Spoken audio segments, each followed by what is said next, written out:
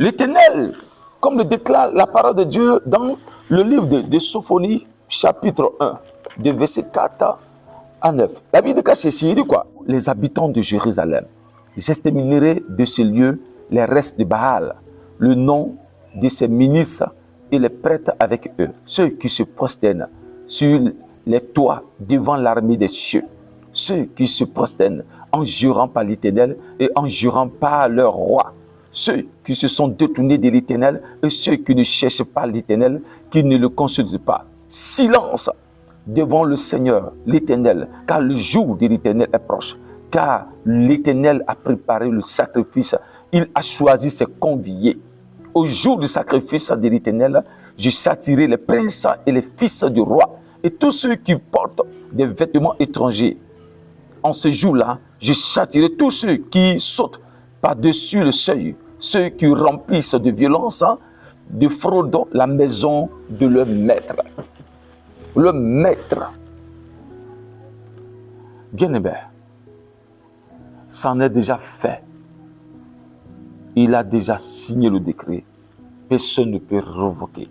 Même si les prophètes, bien-aimé, n'ont rien dit, Dieu va révéler à d'autres prophètes ailleurs, juste pour annoncer ce qu'il va faire. La Bible déclare ceci en Amos 3.3. Il ne fait rien sans avoir révélé ses desseins à ses serviteurs, les prophètes.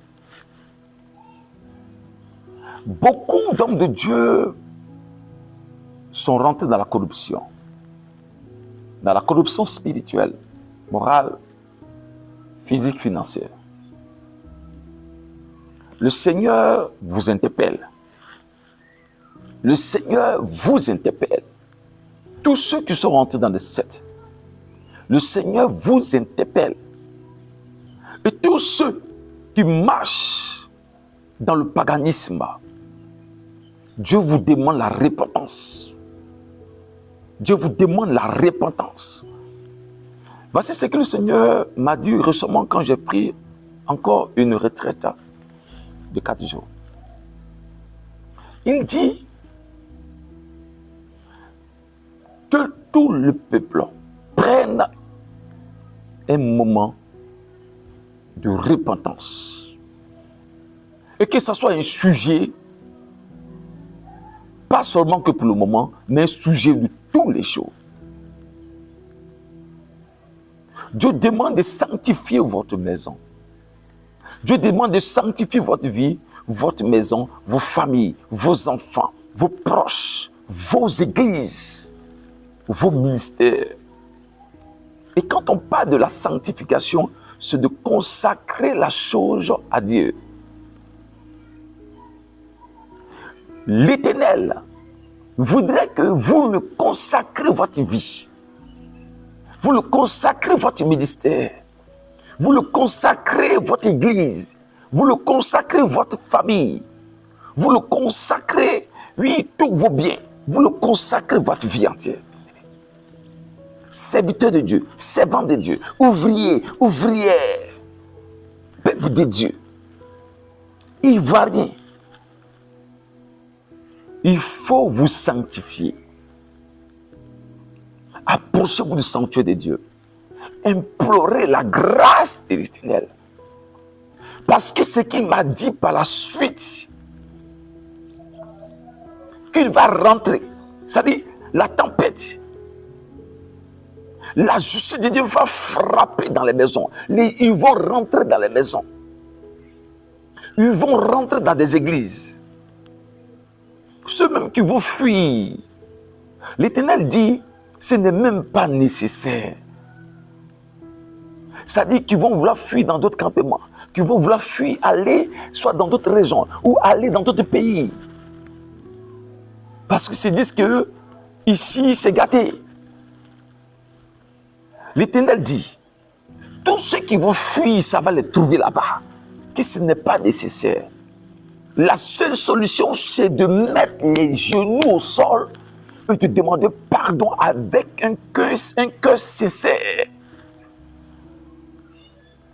Il ne suffit pas de porter le nom de Dieu en disant je suis chrétien, mais ne pas pratiquer, ne pas vivre.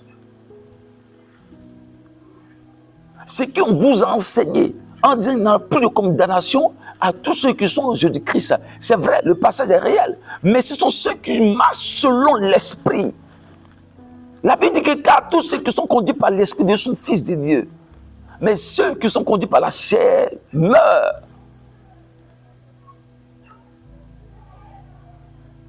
Bien-aimé, le message est une trompette.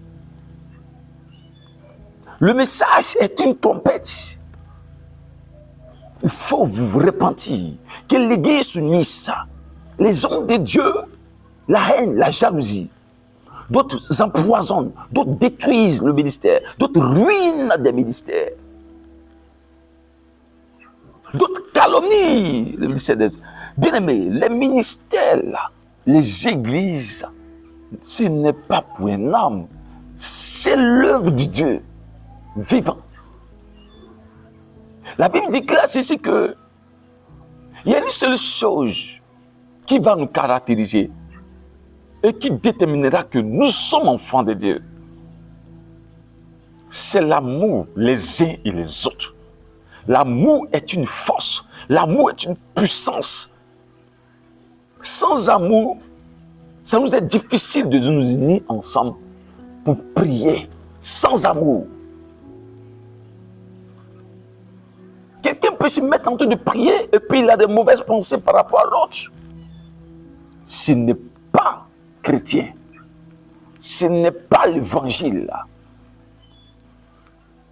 Je passe par là pour dire aux gens, quel que soit le nombre d'années dans ta chrétienté, quel que soit tes dons spirituels, car Dieu ne se répand pas de ce don.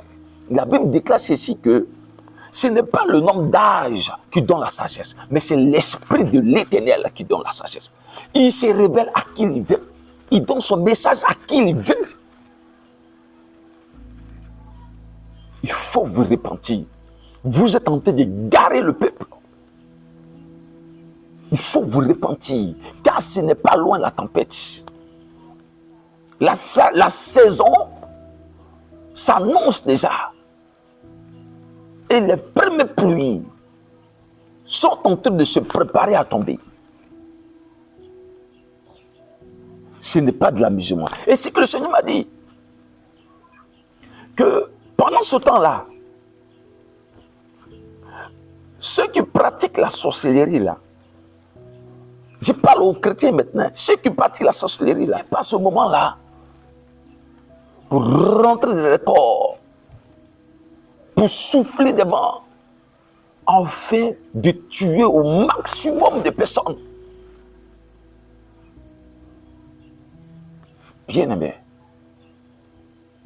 j'annonce la clochette en tant que sentinelle et en tant que membre de Pierre Vivante, dirigé par le sacrificateur, le docteur Bonkekese Joachim, que je salue par le passage. Que Dieu vous bénisse, Père. J'annonce la clochette. J'annonce la clochette. La voix de l'Éternel se fait entendre. Que celui qui veut entendre, qu'il écoute et qu'il se soumette. Shalom à vous.